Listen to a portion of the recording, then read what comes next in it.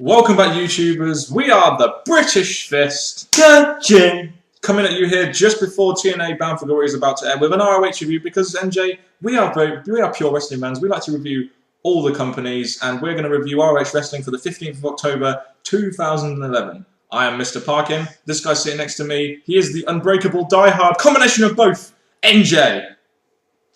What's up? What's up, NJ? What's up to you guys out there? Subscribe up above if you haven't already. Like this video and comment your thoughts on the show down below if indeed you did see that show. And please contact us in the links in the description box below. Okay, sure thing. So should we go straight onto this episode? Because last week we had the ROH World Championship match between Roderick Strong and Davey Richards, and we got a nice little video recap of this, doing the same thing as what WWE companies like WWE and TNA do, in that they have a nice little recap at the start of the show, going from last week, moving on into this week. Again, if you missed the show or wanted to catch up for this show, it's nice they showed you this video package explaining what's happened and tuning in for this week. Yeah, definitely. And then we open up with Nigel McGuinness and Kevin Kelly announcing that we've got a double main event. Woo! We got the Briscoes versus the All Night Express and the number one contendership match for the ROH Tag Team Championships. We'll get to that in a minute. We also had Eddie Edwards versus Michael Elgin in the main event match. I was definitely looking forward to this one as a big Edwards and Michael Elgin fan. You're expecting a really good match then? Yeah, and after we got that video package, I really wanted to see the ROH World Champion Davey Richards in an opening segment, because we haven't seen him in an opening segment yet, and I do feel that when you have your ROH Champion, you do need to parade this guy out there at some point, you know, like a bigger company like a WWE or a TNA would do. Get him involved in an opening segment, get him on the mic, get your world champion, the guy who is the face of your company, on TV in an opening segment, because they haven't yet done that, and it's stupid, I feel. It's quite horrible because what we've been saying is that we have to have more segments with the important wrestlers in ROH, and of course the champion is one of the important ones. Yes, and you opened up with McGuinness and Kevin Kelly, and it didn't last very long. They just announced the main event, so it was good. I just would really just like to have seen Davey Richards in there just after his match last week, talking about, you know, how he felt about the match, or who's going to be the next contender, which we know is El Generico. But we'll go on to the video package interviewing the Briscoes. The Briscoes are there, like, talking about how they're like hard and they're like awesome, and this is again. I know this video package went on quite long, but at least we're getting invested into the Briscoes characters, and we know kind of what they're like now. It's just a shame we didn't get too much of the All Night Express before this, which you really probably should have got. The video package did go on, but at the same time, the things that were being said, it kind of got me ready for this match. It got me introducing to how they are, and I thought it was quite good, just a little bit long. Yeah, the thing is, we know that these guys are in a rivalry because we saw Ladder War 3. You get a nice video package interviewing both the guys, kind of like they did on the first episode with the Bravados and the Future Shock, so that was good. I just wish we'd have a little bit more mention of the All Night Express, who were the actual number one contenders to the Tag Team Championships before this, and allowed them to sort of build themselves up as credible number one contenders, or even hype up the feud that they're going to be having with the world's greatest tag teams at the next pay-per-view. It would have been an idea, because obviously they need to hype it up, because that's the next thing coming, next big thing for them, but sadly not. Yes, and then we get to the match. The Briscoes versus the All Night Express in a number one contendership match to the ROH Tag Team Championships. You know, at the last iPay-per-view we had NJ, I know these were taped before the last iPay-per-view, but didn't we have a number one contendership match in a ladder war, which is supposed to be a feud-ending match? Why did we have that when we were just going to have this again on free TV? I just don't understand. I'm just looking at it from I'd say the same about WWE, TNA, and I'm going to say the same about ROH. I'm not giving them a free pass on this bullshit. No, I was thinking it's a bit confusing because obviously it's taken away the importance of that ladder match we had, because they're just giving us it now. So I think that was really disappointing. And this is why you don't do TV taping 6 weeks before a big pay-per-view. You know, I think they could have used this time a lot better to hype up the All Night Express versus World's Greatest Tag Team feud, which we're going to have at Glory by Honor 10.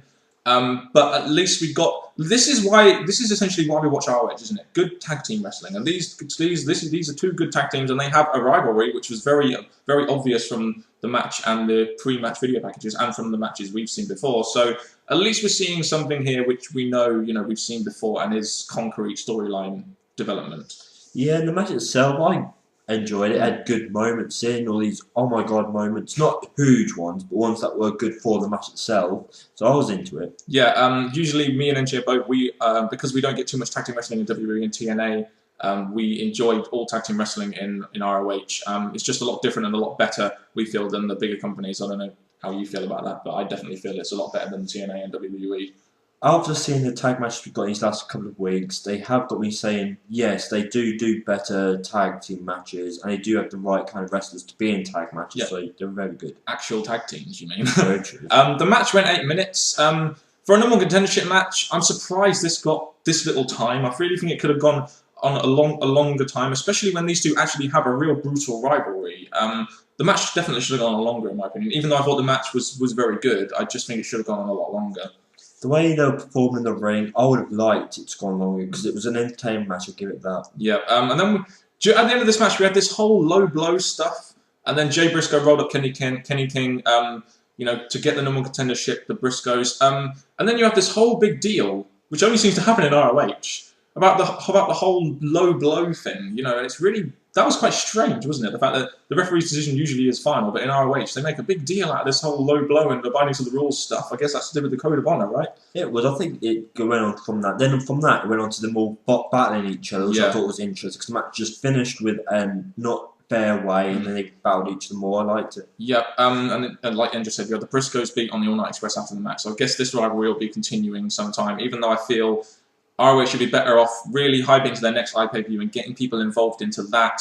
And having All Night Express, develop their storyline or feud with World's Greatest Tag Team in some way or form. Hope they do that on the next 4 TV tapings. I really would have liked to have seen it in these 4 TV tapings or this particular segment. Because again, they do need to start hyping up the future things, and this didn't really hype up anything. Not really. It just rounded up their match and finished it. Yeah. After that, we get focus on the World's Greatest Tag Team.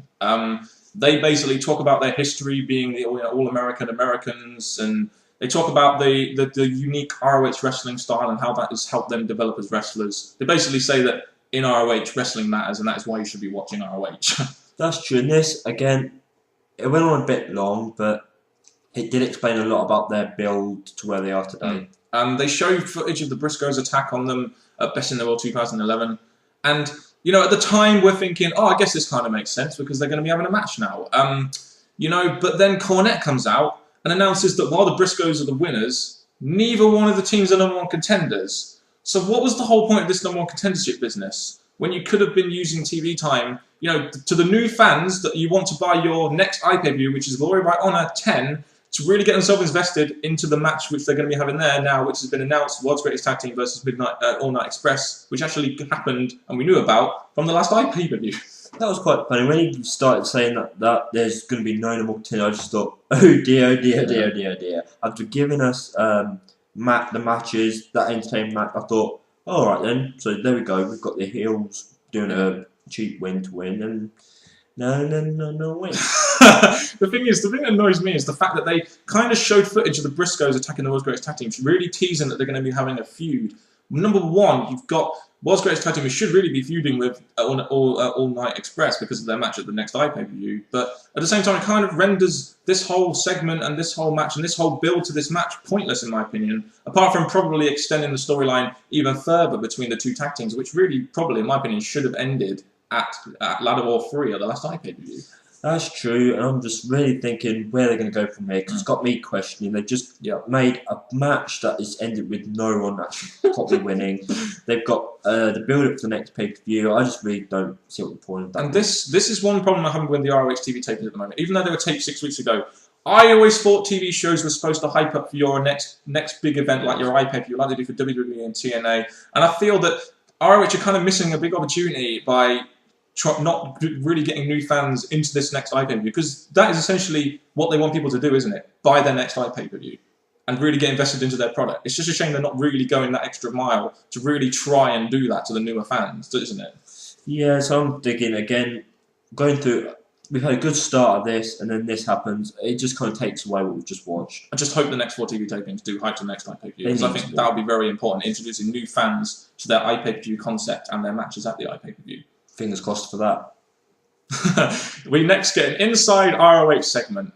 This is basically hyping up the main event. You have House of Truth or Truth Martini. You have Elgin giving his little talk. I kind of liked Elgin on the mic, talking about how he's unbreakable and how that's his nickname. Kind of like Die Hard Eddie Edwards. What do you think of this segment? Again, with some of these, we've had loads of segments, which I think it's got its good points, bad points. With this particular one, I quite liked it because, again, I haven't seen actually these new guys that were in this promo on mic yet. So having them having their time, having their say, I think it was good and positive. It was good to see Elgin on the mic, and what they're basically trying to put over here is how Michael Elgin is the enforcer of the House of Truth and how Roderick Strong is like the spearhead main event guy. What I would like to see in the future is maybe Michael Elgin as a guy who could really be new and refreshing in that main event to really get that main event spot. But I'm not sure whether we will be getting that. However, this segment did do its job hyping up the main event, which was between Michael Elgin and Eddie Edwards. It definitely got us ready for it, just like the last one gave us the hype for the first match. This one did a good job getting us ready for this last match. Yes, and then we got the main event. Michael Elgin with Truth Martini versus Eddie Edwards. Before we go into this, are you surprised they had this match as the main event, or would you rather see the tag team match as the main event of this? As much as I like tag team matches, with this particular one, I thought it was kind of a big match, and it was the one that was meant to get the most time, so I was quite happy with this. And I was looking forward to it, so I guess for me this was a perfect main event. You know, this match went on 12 minutes, but you had an ROH website advertisement during the match. Come on now, ROH, you know, come on. It's just throughout the night they did use this stupid website. I know they need to get their people interested in their website, but again, having one during the match, again, it takes away the start of this match, gives you, in me personally, a bad feeling. I just thought, why did they do this for? Yeah, I mean, to be honest with me, I understand why they're trying to get their website out there, because it is like their only forms of their fans actually seeing their product. But during a match like that, come on, ROH. However, putting that aside, the match itself was quite good. I do feel Michael Elgin needs to be involved in the main event scene at some point, so just because he's something different. And you kind of saw it in this match, how it wasn't the same old high spot, you know, two small guys going at it kind of thing, which is good. It's what ROH needs, really, isn't it?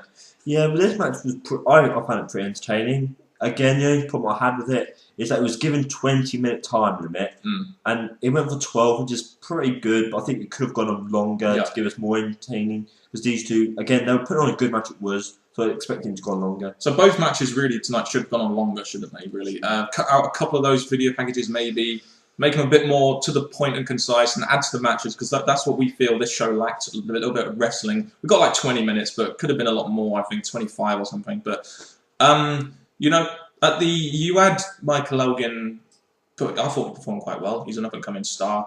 You had Eddie Edwards get the win, which I think was understandable, because Eddie Edwards is that guy who's up there, and Michael Elgin is sort of down here. But Elgin looked good being in a competitive match against Eddie Edwards, so I can't complain about the result too much.